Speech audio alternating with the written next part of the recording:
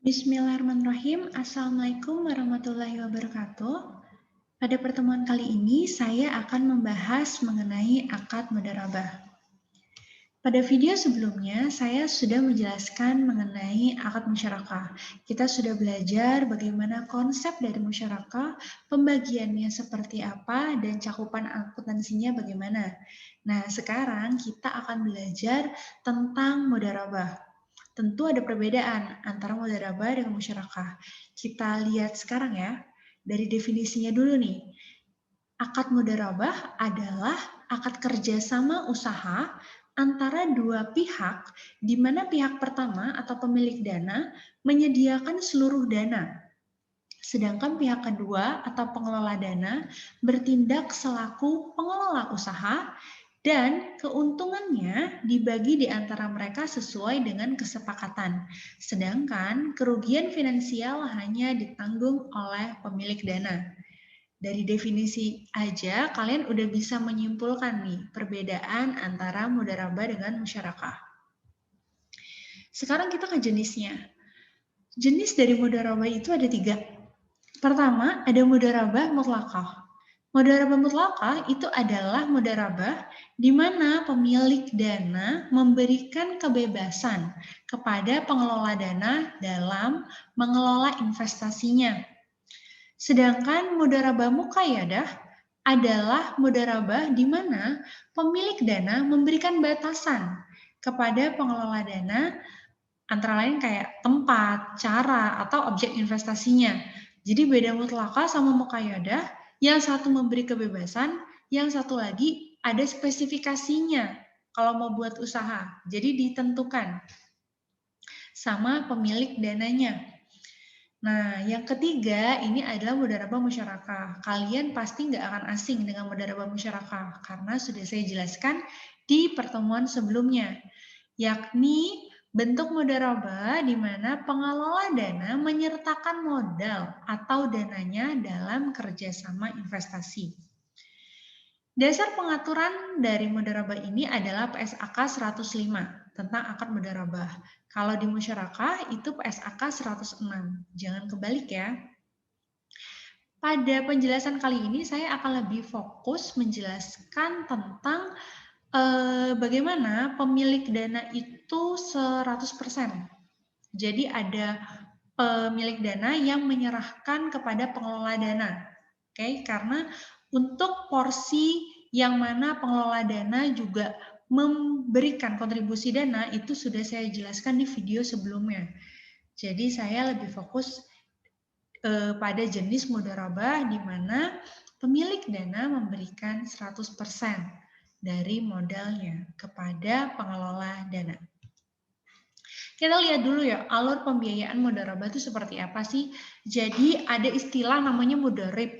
Mudharib itu namanya pengelola dana, sedangkan pemilik dana itu sahibul mal. Oke, pemilik itu sahibul mal, pengelola itu mudharib.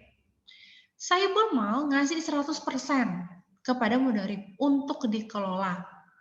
Nanti hasil usahanya itu berdasarkan keputusan bersama. Kalau di sini alurnya, ini contohnya aja ya, keuntungannya 60% untuk pemilik dana, 40%-nya untuk mudharib atau pengelola dana. Kita bahas tentang prinsip pembagian hasilnya yuk, berdasarkan Fatwa DSN, Dewan Syariah Nasional nomor 15, tahun 2000 menyatakan bahwa pembagian hasil usaha ini bisa diberikan dalam 2 bentuk. Pertama ada namanya prinsip bagi untung atau profit sharing dan prinsip bagi hasil atau net revenue sharing. Bedanya apa sih? Bedanya adalah kalau misalkan profit sharing itu bagi hasilnya dihitung dari pendapatan setelah dikurangi dengan modal dan biaya-biaya lain yang mengikutinya. Sedangkan kalau net revenue sharing atau prinsip bagi hasil adalah bagi hasil yang dihitung dari pendapatan setelah dikurangi modal. Jadi biaya-biaya pengikut lainnya itu nggak disertakan. Kita lihat contohnya yang lebih konkret. Misalkan di sini ada contoh perhitungan penjualan. Penjualannya itu 100,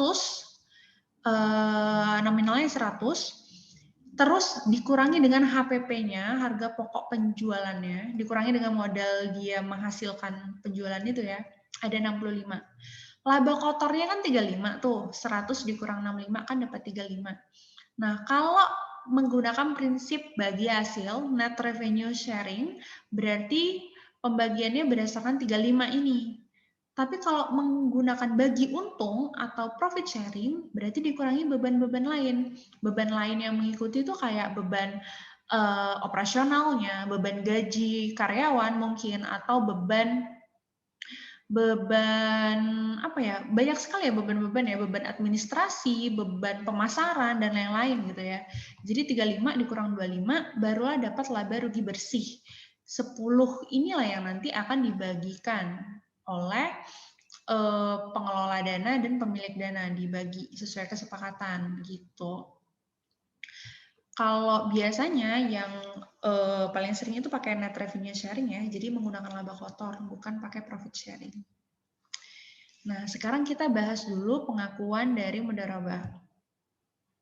Untuk modal mudharabah, diakui sebagai investasi mudharabah pada saat pembayaran kas atau penyerahan aset non-kas kepada pengelola dana.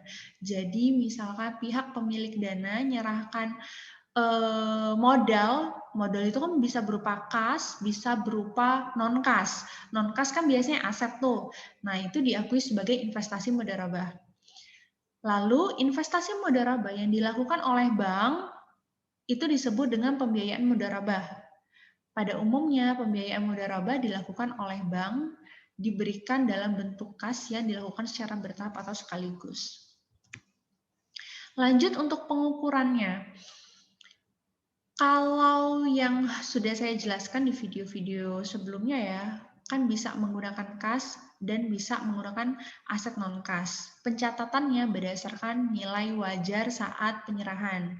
Again, saya bilang kalau nilai wajarnya lebih tinggi dari nilai tercatat, berarti ada keuntungan yang harus diamortisasi. Lalu kalau misalkan nilai wajarnya lebih kecil dari yang nilai tercatat, maka ada kerugian. Pengakuan penghasilan usaha mudharabah dalam praktek dapat diakui berdasarkan laporan bagi hasil. Jadi nanti ada laporan bagi hasil atas realisasi penghasilan usahanya. Dan ini harus dipertebal ya, ini diperjelas bahwa nggak diperkenankan mengakui pendapatan dari proyeksi hasil usaha. Jadi pendapatan itu dibagikan manakala memang real pendapatan itu tuh sudah diakui dan udah ada gitu.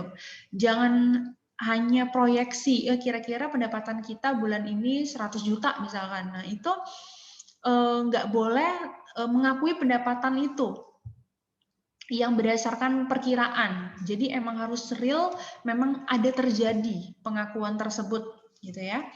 Nah, kerugian akibat kelalaian atau kesalahan, kalau misalkan ada kerugian pada saat perusahaan berjalan gitu ya, kita lihat dulu nih, ini terjadi akibat kesalahan dari pengelola dana atau memang murni force major gitu, sesuatu yang tidak bisa kita elakkan. Kalau misalkan ini karena kelalaian dari pengelola dana, maka ketentuannya akan saya jelaskan nanti ya di slide selanjutnya. Tapi kalau misalkan memang ini kesalahan yang bukan kelalaian ini, maaf ya, bukan kelalaian, kerugian ini maksud saya. Kalau memang kerugian ini timbul ataupun terjadi karena memang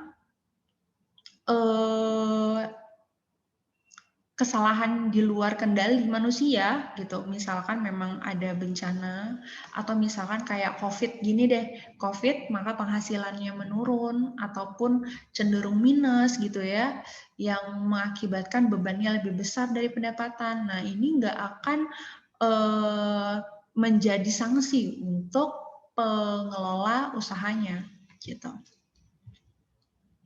Dalam hal terjadi kerugian dalam usaha, bank sebagai pemilik dana akan menanggung semua kerugian tersebut sepanjang kerugian tersebut bukan disebabkan oleh kelalaian dari pengelola dana.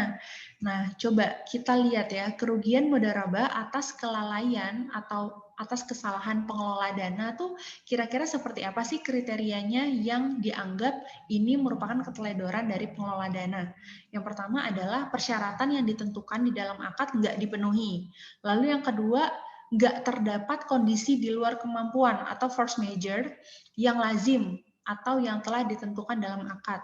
Lalu yang ketiga, hasil keputusan dari institusi yang berwenang gitu. Jadi memang murni kecerobohan dari pengelola dana gitu ya, yang mengakibatkan kerugian ini terjadi.